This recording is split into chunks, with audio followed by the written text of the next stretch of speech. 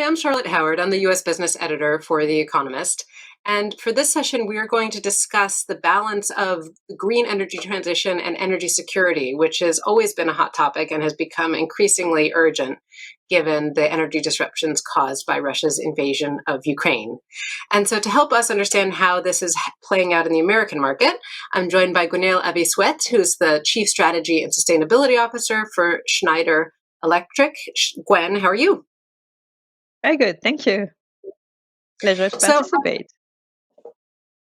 Great to have you. So I wanted to start by asking you about whether the new attention to energy security will accelerate the push for decarbonization, or whether you think that an increasing attention to having secure energy supplies, secure gas, for instance, whether it actually slows down the movement to decarbonize. Yes, thank you very much for the question. I think that bottom line, we have to do both. On one hand, to ensure energy security on the near term, especially given the energy emergency that we see with the sharp increase of prices on oil and gas, etc. So a huge topic of attention. So we need to secure energy on one hand, and at the same time, this should not derail the decarbonization target and the path that we are currently on. So we need to combine both together. And the question is always, what's the point of attention right now? And I think that the point of attention is to converge the two topics. On one hand, energy emergency, energy security, and on the other hand, decarbonization. And what's the path to go directly hand in hand together? I think that the world needs to be more decarbonized, more decentralized, and more resilient. The three together, decarbonized, decentralized, and resilient. And there are numbers of technologies available to do that. When it comes to energy security, we can produce energy locally. We can rely on distributed energy resources. And at the same time, we can reduce our own consumption through energy efficiency. So we can optimize the energy management, and therefore we can have a better resilient energy system. Just to give a sense of examples on how to combine at the same time energy security and decarbonization through local energy, local production, optimization of the energy management, and at the same time ensuring energy security. So that's clearly a long-term goal, but before we move on, just to follow up on that, do you think, though, that there will be fossil fuel investments in the short term, or a continuation in the operation of old fossil fuel plants, given the new attention to energy security? So in the long term, yes, decentralized, cleaner energy is clearly the direction we all want to go towards. But in the interim, do you think that there'll be dirtier solutions? I mean, at the same time, we should not oppose the different combination of energy. We need different energy to progress towards the transition. At the same time, we are a very large numbers of energy available right now with solar, with wind, with microgrids, with batteries, all that together. So we need just to discuss the path of transition in different states, in different geographies, and optimize this path to go as fast as possible and never discourage ourselves on this path. And when you're saying that, we are just focused on the production side. And our conviction is that we should also focus on the consumption side, on the behaviors, how to consume less energy, how to optimize the grid. Because the more you will have intermittent renewable produced, then you need to optimize the grid to make sure that it's reliable enough. And therefore, we need to invest in the grid. So I think that the question is much broader, not fossil fuel against renewable, is how to ensure the energy transition to happen in a competitive way, in a reliable way, and as fast as possible. And therefore, it's investing in all means of the decarbonization scenario, from production to consumption. And in the middle, we have the transmission line, the distribution line to invest, to renovate in order to better accept the new energy that will be produced that is more and more intermittent. And therefore, we need it to make it robust in the system to ensure resiliency of the world energy system. So you're operating all over the world. We're focused for the purposes of this conversation on the American market. How do you see the pace of decarbonization advancing in America, given that there's not really appetite for the enormous scale of a climate bill as some Democrats originally hoped. Instead, we have an infrastructure bill. We have progress within the private sector as costs continue to decline. And then we also have state policies. So, what do those three things add up to in terms of the momentum within the American market? Yes, you're right. There is numbers of things ongoing at state level, at with also the infrastructure bill, and it's all about investment on green improvements, investment on energy and operations upgrades, investment on EV charging, it's investments on maritime ports and airports, it's resiliency efforts. So it's numbers of different areas for which it's billions that will be invested. Just looking at the infrastructure bill, we are talking over 15 billion for grid improvements. And this is necessary. And this is very positive for new green projects. And therefore, yes, there is a path.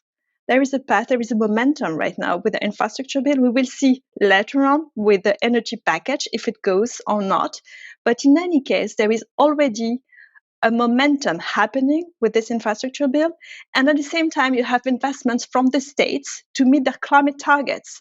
So, all in all, we see that happening. And at the same time, in 2021, the number of companies that have been certified SBTI, the commitment towards climate targets, have been increasing that fast. I mean, we have doubled the numbers of company SBTI qualified since 2019. So it shows that the investment from the private sector is also happening. So it makes me optimistic because right now in the US, yes, we've got a momentum at federal level, at state level, at private company level, and we are talking about very concrete cases. It's not only big headlines. We are talking about very concrete cases. Just maybe one example, we've been working with the Port of Long Beach. It's one of the biggest port in the US, and we have been developing microgrid technology. Why is that? Because they wanted resiliency and they wanted decarbonization at the same time. Microgrid is a combination of different technologies relying also on batteries, and therefore you can have more room in case of challenges in the grid. You can ensure energy security, and therefore we've been working with the Port of Long Beach in order to have this investment happening.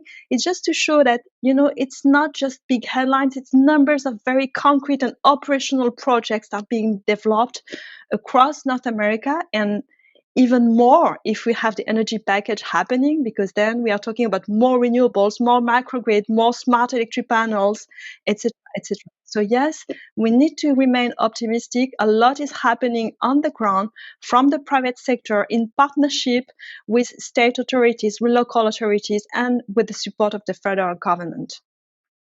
So, one thing that's been complicating the advancement of renewables this year is this fight over solar tariffs, where you have a small American company that has basically thrown a wrench into the solar supply chain. And there are more than 300 solar projects that have either been delayed or canceled because of a solar tariff fight. And there's been a rising concern that the pace of renewable development won't be commensurate with the pace of retirements of older resources. So, nuclear plants that are retiring, natural gas plants that are retiring. Even a coal plant in Indiana is going to stay open for a bit longer because two coal plants in Indiana because a solar project there has been delayed. So, what are the steps that can ensure reliable electricity when you're in this type of environment where there might be unexpected hiccups to the deployment of new clean technology? What do you think the answer to that is, to that gap? Yes, maybe to answer to your question, I would like to give some examples of what's happening in Europe. We can draw lessons from the situation in Europe, because when we look at the Eurozone crisis with the importance of energy independency and security with the Russia and Ukraine crisis, we have to think about strategic planning and investment planning for the energy system. When we look on the short term, basically, we don't take into account the necessary time for investment. Just to give an order of magnitude, in Europe, you see a lot of trend around renewables, lots of investment happening. For example, for offshore, big volume, when you have an offshore plant to be developed, offshore wind plant, I mean, you are talking about 500 megawatt, 1 gigawatt, so it's big volume. But how long does it take to develop an offshore wind farm? It takes like 7, 10 years. So it's a long time frame. So it requires a lot of time of anticipation just to make sure that we frame the energy system, taking into account the demand that will take place in 5, 7, 10 years to come, and taking into account the retirement of some existing plants that will be at the end of their lifetime. And therefore, the message is that what we've learned is that we need not to delay the build out of the resilient electrified energy system, to think it through right now, to do the investments right now, in order to be, proactive, in order to be more resilient in 5, 10 years to come. And yes, it's just avoiding to be in an energy crisis situation in the middle term, because right now we wouldn't have taken the right decision. So message, not to delay, always think long-term strategic planning of this investment, because it requires time to anticipate and to invest in those big, large volume of energy infrastructure that will be necessary to have a resilient energy system over the long term. So tell me about other technologies that you think we should be paying attention to. There's a lot of attention to the pace of build out of onshore wind and solar, because that's what America has done to date. America has not had offshore wind development so far at all commensurate with the scale, for instance, around Britain, which has the most installed offshore wind capacity. But we're starting to see more development up and down America's East Coast with big new projects planned, huge new auctions for offshore wind. But leaving aside wind and solar development, what are the other really key areas of decarbonization that you're working on or that you think we should be paying attention to as America tries to meet decarbonization goals over the next decade? Yes, allow me to take another angle, because each time we're talking about decarbonization, we think about production again, Right. large solar, wind, etc., or distributed energy resources, small solar at home or distributed solar, etc., or batteries. But we don't talk enough about the consumption side. Just to give you another of magnitude, 40%, 40% of the global CO2 emissions are coming from buildings. And therefore, if we want to decarbonize, we have to work on buildings to have net zero carbon building, or to reduce the consumption of energy in buildings. And how to do that? You can work on the envelope of the building, okay, but you can also work on digital solutions in order to optimize the consumption in the building. Maybe the question would be, how much can we reduce emissions through this digital technology? In fact, we can reduce the emissions by 30 to 50% with digital solutions. So it's just to give you another of magnitude of the size of the savings in terms of emission that we can achieve through digital solutions. And this is something that we do not see. It's not like as concrete as when you see a solar farm or wind farm, but this is a quick win. This is an enabler. So as your question was about decarbonization, we should work on buildings with existing technologies like digital solutions and things like that. Or we can work also on manufacturing. There will be more manufacturing for semiconductors, mining, processing, etc. in the US. And we can improve its operational performance, again, through digitalization, optimization of the manufacturing processes through digitalization. So yes, there are order of magnitudes like that for buildings, for manufacturings, or for all the industries, all in all, in order to decarbonize in a more tangible way through consumption, reduction of consumption, and therefore, not having only a focus on production side, but also on the consumption side. So, given that we're talking about consumption, which has to do with the individual decisions to some extent, investments by the owner of a building or by a landlord, the individual consumption decisions by someone who's choosing whether to run their dishwasher at a certain time of day, what are the mechanisms to drive those sorts of investments on the consumption side to alter the pattern of demand? Yes. Well, what we see in terms of patterns, it can be, by the way, on the residential side or on commercial and industrial. What we see is that the drivers are different. First, the main driver is about decarbonization. People have wanted to have an impact, a meaningful impact for the planet, but it's also in terms of money savings, because then you can save a lot of money by reducing your own consumption on energy. And finally, it's also to ensure reliability, resiliency of your energy system. We see a lot of demand, for example, in California, for private owner or household that wants to produce their own energy at home, renewable at home, EV charging, batteries, all together, in order to become what we call a prosumer, meaning that you produce your energy, you consume your own energy, and sometimes you share the excess of energy that you produce into the grid to produce services towards the grid.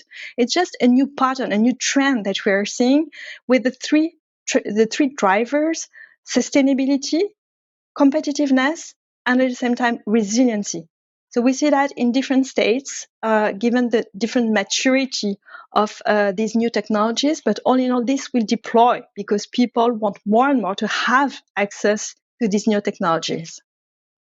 Yeah, it's interesting because in the American market, in the absence of national carbon tax or national strict regulations, a lot of this is driven by economic competitiveness, as you say, and by the pull side rather than the push side. There's no strict mandate. It's about consumers, about businesses making decisions because something is economically competitive or it meets their sustainability goals. So it's interesting to see the pace at which change can happen, driven by those more nebulous factors rather than a heavier hand like you might see in some of the European markets. And so we'll see whether America can keep pace or whether the advances will be slower as a result.